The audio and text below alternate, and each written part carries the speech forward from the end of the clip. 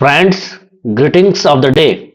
Welcome to JEE PYQ series.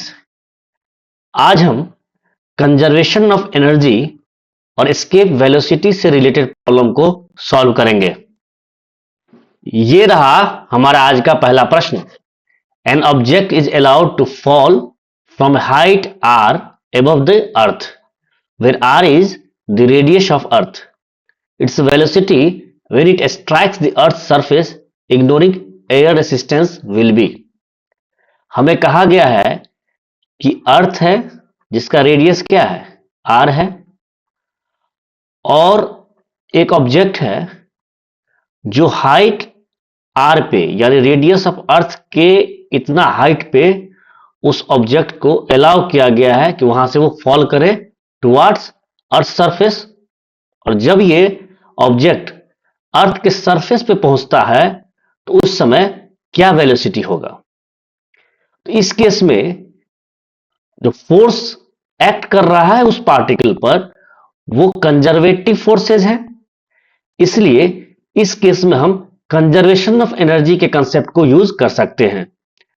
इसमें क्या कहा जाता है, इस कंसेप्ट में जो इनिशियल काइनेटिक एनर्जी और पोटेंशियल एनर्जी है वो इक्वल होता है फाइनल काइनेटिक एनर्जी और फाइनल पोटेंशियल एनर्जी के।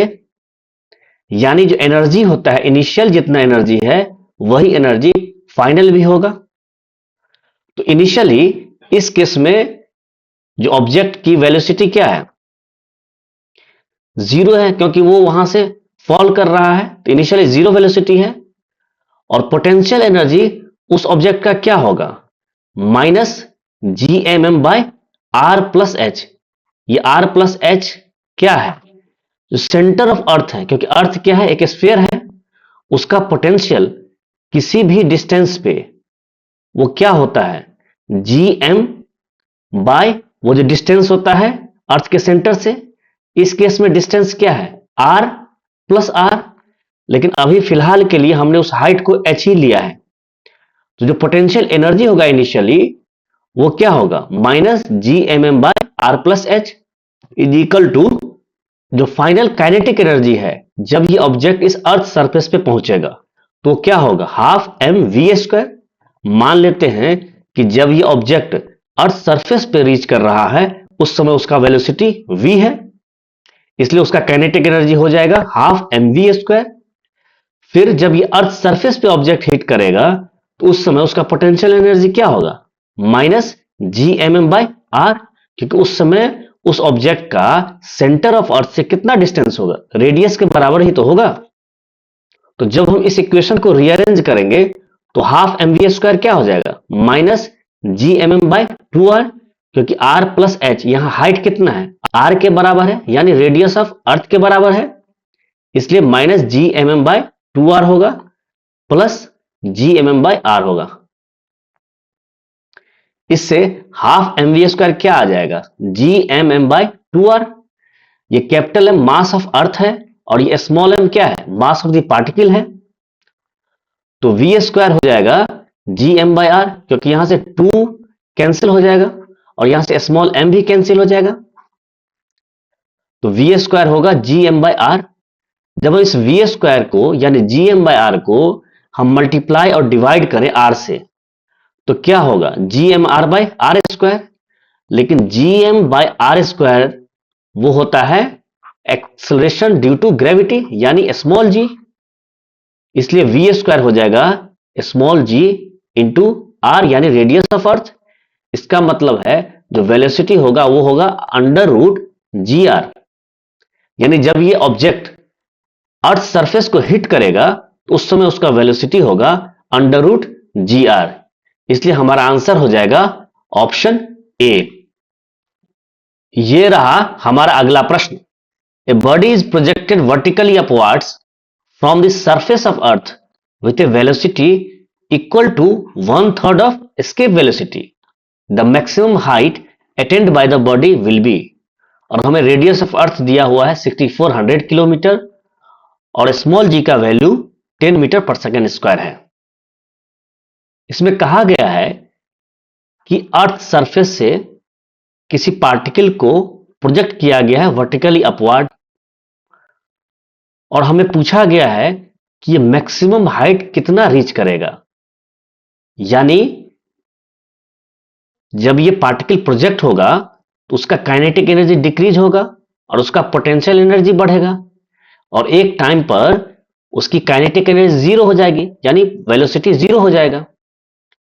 तो जहां पर वेलोसिटी जीरो होगा वो डिस्टेंस सरफेस ऑफ अर्थ से कितना है वो हमें फाइंड करना है, वही डिस्टेंस मैक्सिमम हाइट होगा।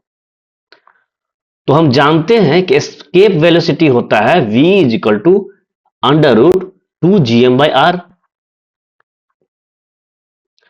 और जब ये पार्टिकल प्रोजेक्ट हो रहा है उस समय इस पार्टिकल पर सिर्फ कंजर्वेटिव फोर्स ही तो सिर्फ एक्ट कर रहा है, यानी ग्रेविटी ही तो एक्ट कर रहा है। तो अब यहां पर भी कंजर्वेशन ऑफ एनर्जी का प्रिंसिपल यूज कर सकते हैं। मतलब जो initial kinetic energy plus initial potential energy होगा वो इक्वल होगा final kinetic energy plus final potential energy के। तो इनिशियल काइनेटिक एनर्जी क्या होगा उस पार्टिकल का? मान लेते हैं उस पार्टिकल का जो मास है वो स्मॉल m है, हाफ m u² और u इनिशियल वेलोसिटी है। लेकिन हमें यह दिया गया है जो इनिशियल वेलोसिटी है वो 1/3 है एस्केप वेलोसिटी से। इसका मतलब जो इनिशियल वेलोसिटी होगा वो हो जाएगा 1/3 √2gm/r।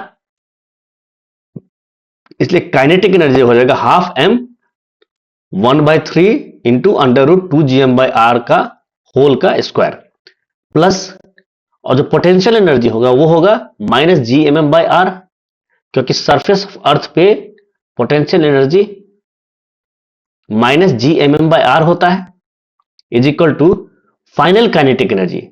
जब मैक्सिमम हाइट पर ऑब्जेक्ट पहुंचेगा तो उस समय जो उसकी वेलोसिटी होगी वो जीरो हो जाएगी, इसलिए फाइनल काइनेटिक एनर्जी जीरो हो जाएगा, प्लस उस समय का जो पोटेंशियल एनर्जी होगा वो होगा -gmm/r प्लस h। और ये जो h है ये हाइट है उस ऑब्जेक्ट का from the surface of earth. तो जब हम इस इक्वेशन को सॉल्व करेंगे तो half m into 1/9 into 2gm/r minus gmm/r is equal to -gmm/r plus h होगा। इसे जब हम रीअरेंज करेंगे तो gmm/9r minus gmm/r is equal to -gmm/r plus h होगा। इससे r प्लस h क्या आ जाएगा 9/8r, जिससे h क्या आ जाएगा r/8। यानी ये जो ऑब्जेक्ट है वो रेडियस के 1/8 हाइट तक पहुंचेगा और रेडियस हमें गिवन है 6400 किलोमीटर डिवाइडेड बाय 8 यानी 800 किलोमीटर। इसका मतलब है जो मैक्सिमम हाइट है उस ऑब्जेक्ट का वो होगा 800 किलोमीटर। इसलिए इस केस में हमारा आंसर हो जाएगा ऑप्शन ए।